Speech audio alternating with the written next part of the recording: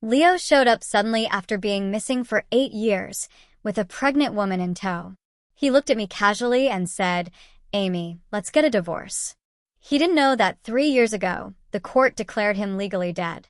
His father had passed away and left all his assets to my daughter, Cindy. As her guardian, I managed the company. I had remarried. When I saw him at my door, I stood there stunned for a whole minute. Leo, missing for 8 years, had his back to me, seemingly fiddling with the door lock. The woman with him, who was visibly pregnant, saw me and quickly tugged on his sleeve. Leo turned his head and asked her something with a smile. She whispered a reminder, and then Leo turned around. The moment he saw me, the warm look in his eyes turned cold. We didn't say a word. The atmosphere was tense and oppressive. Leo was the first to speak, and to my surprise, it was with a questioning tone. "Amy, why did you change the password?" "The house password used to be our wedding date." I scrutinized his face. 8 years had passed, and he had matured, but his eyes still held an arrogant innocence. He was still handsome, but his complexion and skin looked rough, and his ill-fitting clothes didn't show any brand. Clearly, he wasn't living well. The woman timidly tugged on Leo's sleeve again. Leo held her hand, clearly trying to comfort her. He was the mature and handsome man, while she was the innocent, delicate woman, a perfect match. If I was someone who had been waiting for their husband for 8 years, I'd be heartbroken now. But luckily, I wasn't. This house originally belonged to Leo. I frowned slightly but stepped forward and entered the new password to open the door. Leo watched me enter the numbers and frowned. 210909. What date is that? Of course, he didn't know. It was the day of my second wedding. Leo and I had a business marriage. We were childhood friends, and he was only a few months older than me. At 22, as arranged by our parents, we got our marriage certificate and held a grand wedding. A year later, I was pregnant, but before the baby was born, Leo went missing. Walking into our marital home 8 years later, Leo seemed momentarily dazed. When he saw the inside of the house, he immediately frowned. "Why is it so messy? Not even a maid around." "Amy, is this how you manage the house when I'm not here? Where's the kid?" "He should be out of school by now." "Why aren't you picking him up?" His presumptuous tone made me laugh. The woman seemed very interested in the house, rushing inside to check it out, moving around as if she owned the place. "Mr. Leo," I said lazily, standing at the door, "do you even know if your child is a boy or a girl?" He looked at the woman, his expression softening. "Boy or girl? I like them both." I almost laughed in anger. "I mean our child." He was momentarily at a loss, then said righteously, "You can afford to raise 2 kids. Why are you still angry with me? Son naturally loves kids and will take good care of him, unlike you. Always so profit-driven and cold-hearted." I laughed out loud. "Do you know, legally speaking, you're already dead?" Leo's face changed. "Amy, I know you're upset I took so long to show up, but you can't say things like that," the woman immediately added. "I know you have resentment, but Leo has suffered a lot over the years. You can't treat him like this no matter how angry you are." I opened my phone's photo gallery and showed him a picture. It was a death certificate. "Look at the situation clearly. You died 3 years ago, Leo." The words on the white background made Leo's pupils constrict, but he quickly reacted, insisting, "Amy, what kind of tantrum are you throwing?" I laughed even more heartily and then turned to the woman leaning on Leo's arm, glaring defiantly at me. "Leo, who is this?" Leo was stunned for a moment, then turned to look at the woman. His previously icy and impatient face melted into warmth. He gazed at her lovingly and said, "Amy, you and I were a mistake. Meeting Saha made me realize I never loved you. I truly love Saha." I cut him off impatiently. "I was just asking for her name." The woman spoke softly, "I'm Saha." I nodded. "Are you pregnant?" Saha's eyes immediately started to well up. "I know it's hard for you to accept that Leo and I are having a baby. But Leo and I are truly in love. Amy, the one not loved is the mistress. It's our child who will be born into a loving family." I listened expressionlessly and then asked, "So you're saying my child with Leo was forced on him?" Leo, I never thought your heart was so cold while your body was so warm that you could still conceive a child with me. That's terrifying. Leo's face turned beet red, and he quickly comforted Sarah. Sarah, don't listen to her. I didn't know what love was until I met you. Sire, I only love you. Everything I have belongs to you and our child. Trust me. Sire collapsed into Leo's arms, sobbing uncontrollably. They clung to each other, as if the world only held the two of them. As the unwanted third wheel, I let out an untimely laugh. Leo glared at me and demanded Amy. Saha's pregnant and crying like this, and you can still laugh. I looked surprised. Why shouldn't I laugh? It's not like I got Saha pregnant. Oh, right. I turned to look at Saha and said sincerely, Miss Saha, I honestly suggest you keep a close watch on Leo. When I was 8 months pregnant, Leo just disappeared. I thought he was dead, and 8 years later, he shows up. I'm really curious. Does he think he's a rooster? Leaving seats and then moving on to the next, Sarah instinctively looked at Leo, who quickly explained to her, don't believe her. Then he turned to glare at me, shouting, Amy, you wicked woman. You just can't stand seeing me and Sarah happy, can you? I leaned against the door frame. Of course, which wife can watch her husband parade around with his mistress, right in front of her? Leo yelled, Amy, I never knew you were so venomous. What mistress? Sarah is the one who should have been my wife. I'm telling you. I'm here to divorce you. Well, you came back for nothing. I raised my hand, showing the diamond ring on my left ring finger. Legally, once someone is declared dead, the marriage is automatically dissolved and the spouse can remarry. So, you don't need a divorce. Leo looked disappointed. Amy, how did you become like this? Why are you showing me a fake ring? It won't change anything. The only person I love is Sia. I felt disappointed too.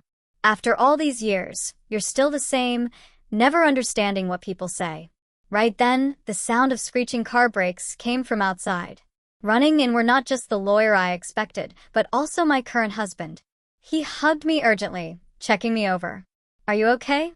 Did that jerk hurt you?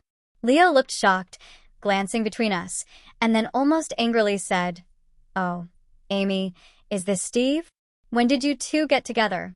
Did he really think I was head over heels for him? To the point of waiting for him, all these years. Show some respect. We're legally married. Steve hugged me tighter, holding my hand up.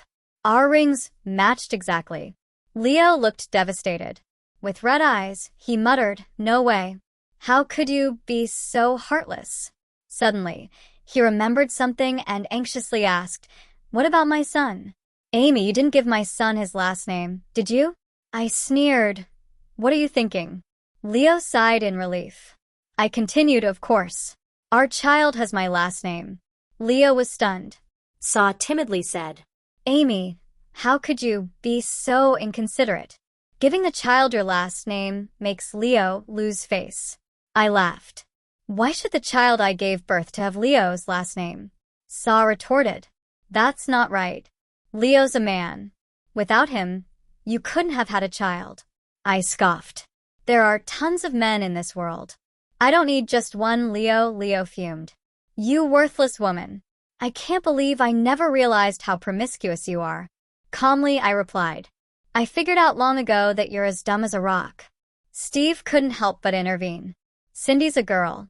A sweet, well-behaved girl. Hearing that, Leo relaxed a bit. Magnanimously, he said it's not a big deal if a girl takes the mom's last name. But Amy, the family business still needs a son to inherit it. If you're really that upset, we don't have to get a divorce. Sia's likely to have a boy, and we can place his name under yours and give him the company's inheritance. Sia turned pale, shrieking, Leo, what are you saying? Leo glanced at her sternly. Sia, listen. Steve and I exchanged a glance, struggling to suppress laughter. Did Leo still think I was joking?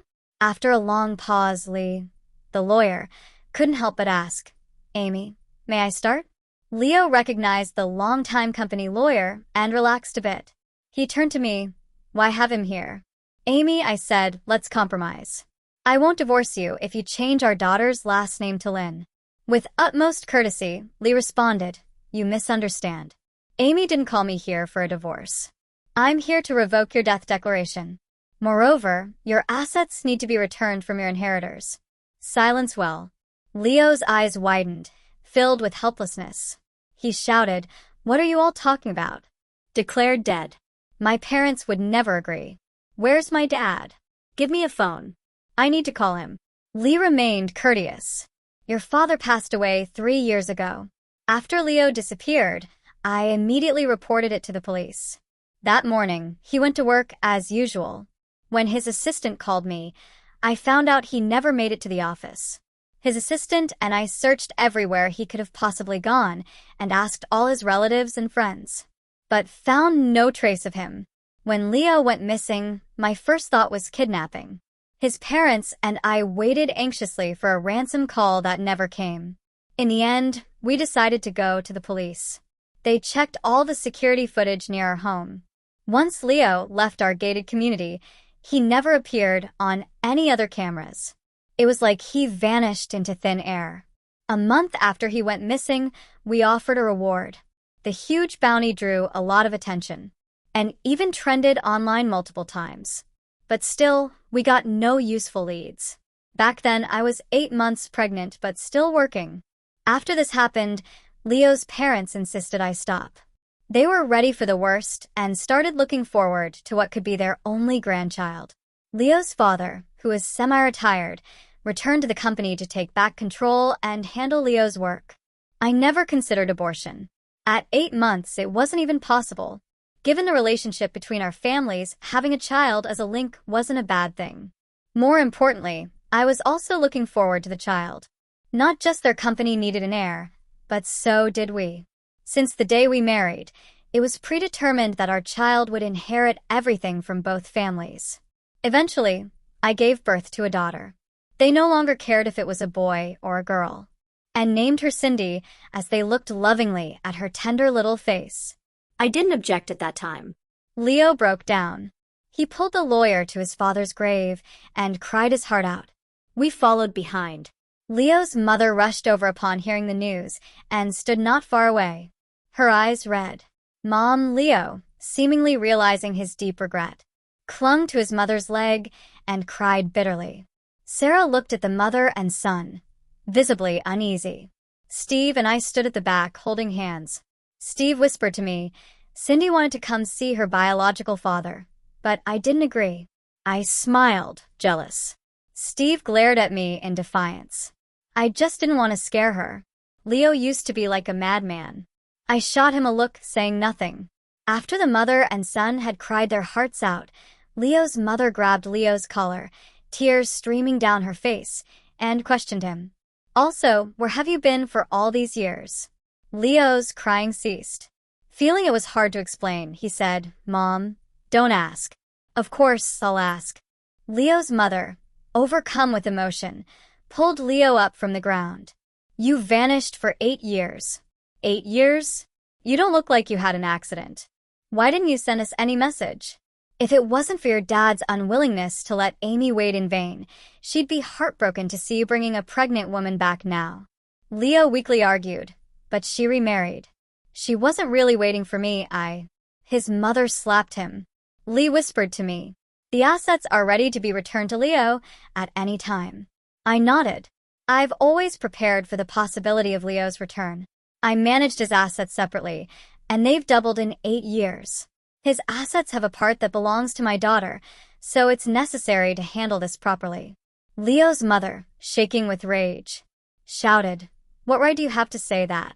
She took care of us and raised your child alone for 8 years. And you? You didn't even show up at your father's funeral. It was Amy who arranged everything. Where the hell were you? Leo stammered, and Saw finally couldn't hold back. She rushed forward, knelt before Leo's mother and bowed deeply. I'm sorry, she sobbed. Leo actually took me abroad. Finally, I pieced together the truth about Leo's disappearance from their disjointed words. 8 years ago, when I was pregnant, Leo met Saw and was deeply impressed by her kindness and frailty. They quickly got involved with each other. Leo knew that no one would agree if he wanted a divorce. Conveniently, his company was facing difficulties, and the immense work pressure was suffocating him. My pregnant, changing body and irritable temper repelled him. After much contemplation, Leo secretly transferred a significant amount of assets abroad. Then he and Saw planned to evade surveillance, dispose of anything that might expose his whereabouts, and boarded a concealed van. To cover his tracks, Leo chose to illegally sneak out of the country, while Saha flew out with her passport. After months of evasion, Leo finally reached Saha's country. Saha had a tourist visa to stay there and evade family responsibilities. They lived in hiding. But with money, their life was still somewhat comfortable and their relationship was good. Until recently, Saha found out she was pregnant despite using contraceptives. A year ago, their money ran out and they had to start working to get by. But now, Leo couldn't bear to let their child born out of true love suffer. He figured that with the child he could coerce me into a divorce. So, they took a flight back home. Leo's mother, trembling with fury, screamed, "So, you abandoned your aging parents and pregnant wife because of this woman and your so-called stress. You unfilial scum." Leo couldn't lift his head, weakly arguing. "Amy gave birth to a girl anyway. It's useless. Mom, Saha is definitely having a boy. I'll marry Saha and have the child. I'll go back to the company. I promise I'll work hard and run the company well this time.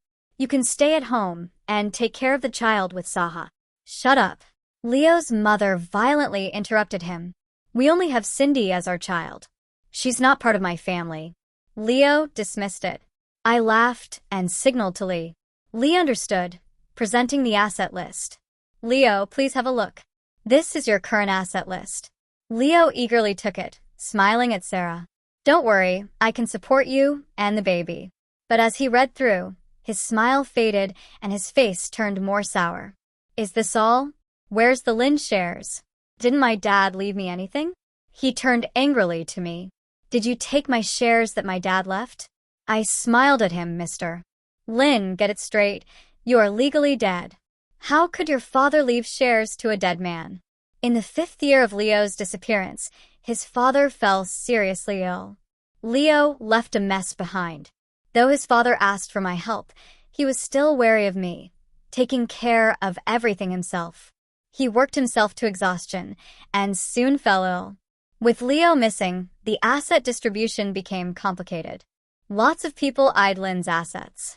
In the end, Leo's father made a decision. This dying man spent the last moments of his life arranging his son's death. After much coordination, Leo was legally declared dead by the court. His assets were divided into 4 parts for his parents, me, and my daughter. After completing this, Leo's father wrote a will and passed away with regret. In the will, he left everything to his granddaughter, with Leo's mother as her legal guardian. Leo's mother didn't understand business. So all the power fell into my hands, including Leo's inheritance. Leo's assets were mostly real estate and cash, totaling billions, but with few company shares. His father hadn't managed to pass them on to him. I knew Leo's father actually still hoped Leo was alive. But given the circumstances, he had to make such a choice. According to the law, if Leo returns, his assets are still his, while Leo's father's assets are already my daughter's. Leo can't get a dime. My daughter has always been with me. So even if Leo returns, custody will likely still be mine. So, I didn't refuse to let Leo into our marital home. It was his house originally. Not long after Leo's father died, I changed my daughter's name to Cindy. Leo's mother, being sensible and understanding, did not oppose it. She continued her carefree life, happily accepting the hefty alimony I sent her monthly. My daughter quite liked this straightforward grandmother, and the 3 of us got along well. Though some people were suspicious of me, I was the perfect victim all along. The police found no flaws in my story. My in-laws, knowing my character, never doubted me. Leo was practically losing his mind. What does a little girl need shares for? "Dad, are you out of your mind?" He was almost about to cry at the grave, but Leo's mother stopped him coldly. "He's dead." "What are you pretending for, Mom?" "I didn't know Dad died." I really didn't know. So what if you knew? Would you come back from miles away to fight for an inheritance? Leo's mother scoffed if she had any pity for her son before she withdrew all her feelings once she learned the truth about his disappearance. Leo, with red eyes, looked at his mother pleadingly. Mom, I'm your son. Can't you show any pity? Leo's mother laughed. Leo's eyes lit up, but she continued. You know whether you care about your dad or his money. When you left, your father and I were already 60 years old, with little time left. You dumped everything on us and left without a care. You didn't care whether we lived or died. Why should we care about you? As a son, you're unfilial. As a husband, you're heartless and ruthless. As a father, you're utterly inhuman. Leo's mother looked at him with disgust. I only regret giving birth to someone like you. Leo was struck by lightning. Sarah cried and kowtowed. Auntie, you can't say that about Leo. It's my fault. All my fault. Lee, who had been quietly listening, whispered in my ear. Leo might be guilty of bigamy, illegal immigration, and money laundering. But you don't really want him jailed, right? I nodded. Not enough evidence yet. Take your time collecting it. First, let's revoke his death declaration and help these two star-crossed lovers get married. Let them enjoy a few good days. Oh. And don't forget to deduct my asset management fee and Cindy's child support from the money we return. Steve was delighted. I love how sly you are. Leo started pestering me again. Compared to Leo's massive assets, the little bit he had left was pitiful. He seemed to want to remarry me or fight for Cindy's custody to regain Leo's assets. The next day, when I picked up Cindy from school, I saw Leo at the gate. When he saw me, his face twitched, but he finally humbled himself and approached. Amy, I'm sorry. I responded lazily. Leo, discouraged, continued. I asked around. You and Steve don't have kids yet. I won't hold a grudge against you for abandoning me. Cindy needs her dad, divorce him, and we can get remarried. I smiled and asked, what about Sia?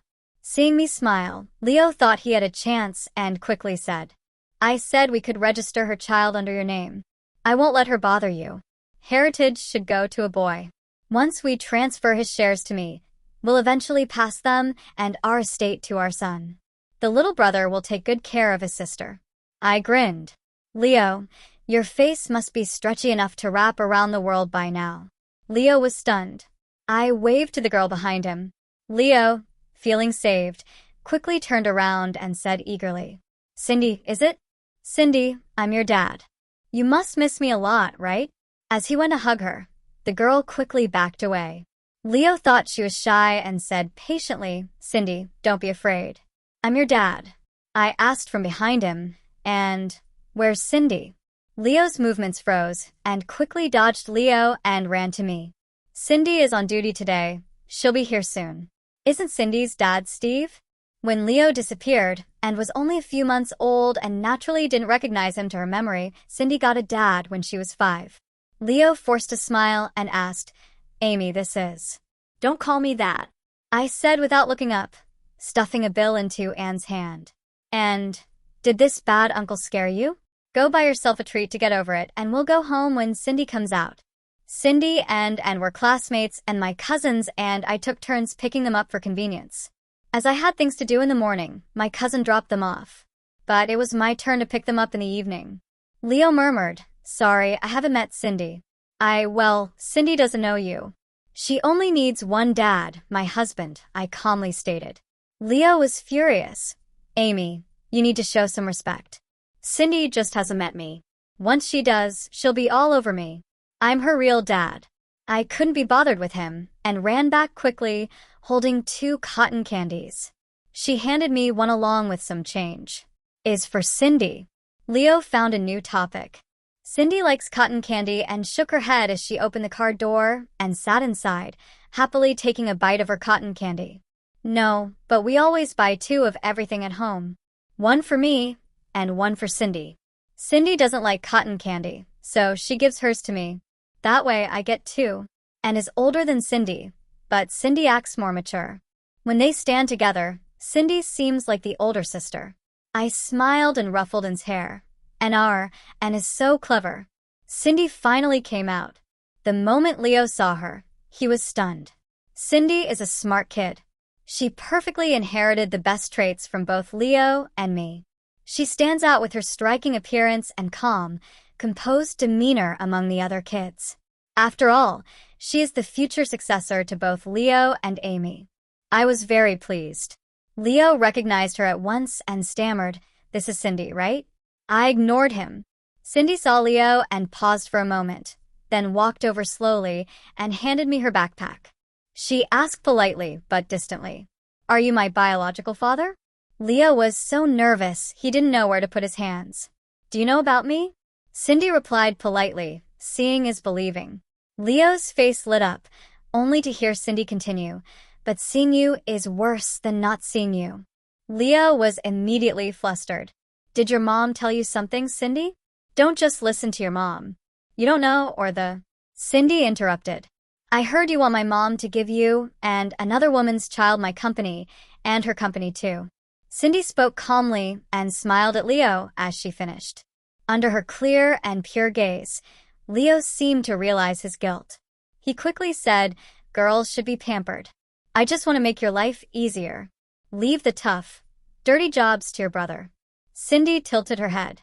"I don't want to manage the company. We can hire professional managers. We can find people to help. Why should I give my stuff to an outsider?" Leo feebly argued. "How is your brother an outsider?" Cindy answered firmly, "Because I don't want to acknowledge you." Leo was completely dumbfounded. Cindy smiled and said, "I'm ashamed to have your blood in my veins. I had only heard about it before, and I didn't completely believe it. Seeing you today, my biological father is indeed a stupid, shameless person." She opened the car door and got in, saying, "Let's go, Mom." After a moment of silence, she turned back in confusion. And I were each holding a cotton candy, laughing so hard we nearly passed out. And suddenly realized something and screamed, "Annie, why did you eat Cindy's cotton candy?" A few months later, I received an invitation to Leo and Saha's wedding. Leo realized there was no hope of reconciling, nor could he win custody of Cindy. In the end, he and Saha tied the knot. Of course, I didn't go. What kind of people are they to deserve Amy's presence? I heard the wedding was simple. Saha, an orphan with no family, and Leo's mother refused to attend. Leo had been gone for 8 years. The company was already in my pocket. Though Leo had some assets, he'd been kicked out of our social circle. People who got the invite, knowing his true story, felt disgusted. I heard in the end, they barely filled one table of guests. It was the emptiest wedding the host had ever seen, and his smile was forced. Leo exchanged rings with Sarah with a sullen face. He started trying to get a position in the company, but after 8 years, things had changed. No one would back him. He begged his mother, who kicked him out. He came to me, and I had Cindy chase him away with a few words, leaving him humiliated. Desperately, he even went to Steve. That night, Steve came to me, looking pitiful. "Your ex-husband is threatening me." I patted his head with a smile. My marriage to Steve was a transaction. The circumstances around Leo's disappearance was suspicious. I feared if the death declaration was revoked, our marriage would be restored, meaning I'd have to divorce Leo again. So, I needed someone to marry fast. Feelings didn't matter much to me. After careful consideration, I chose Steve and negotiated a business-like marriage. Steve's father favored his illegitimate child, so we agreed. I'd help Steve gain power, and he'd play the role of my husband. I wouldn't have a second kid or tolerate infidelity. If Steve wanted a child, he'd have to wait 10 years. After 10 years, if Leo hadn't returned with divorce, Steve, being smart, knew there'd be gossip marrying a woman with a kid, but he didn't care and agreed readily.